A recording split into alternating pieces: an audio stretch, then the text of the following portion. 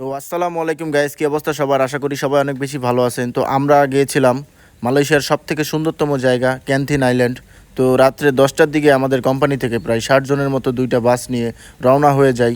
দীর্ঘ 8 ঘন্টা জার্নি করার পরে আমরা পৌঁছে যাই মালয়েশিয়ার ক্যামেরন আইল্যান্ডের 6000 ফুট উপরে মাটি থেকে।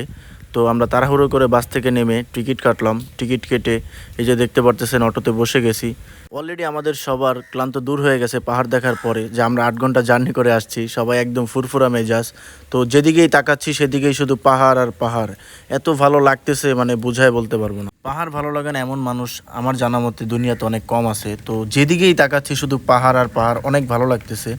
তো এখন চলে আসছে একদম মেন পয়েন্টে, যেখান থেকে আর কি অনেক মানুষ এখানে আসে, অনেক দূর দূরান্ত থেকে এখানে আসে শুধু একটা ছবি তোলার জন্য। তো আমি ভিডিও করতেছি, আমার কাছে অনেক ভালো লাগতেছে।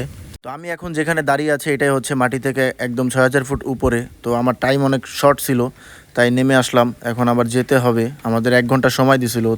তো যাওয়ার পথে আমাদের এই কোম্পানি থেকে আমাদের ফ্রিতে চা দিছিল। এটা হচ্ছে একটা চা বাগান, তো চা পাতা আমাদের ফ্রিতে দিছিল।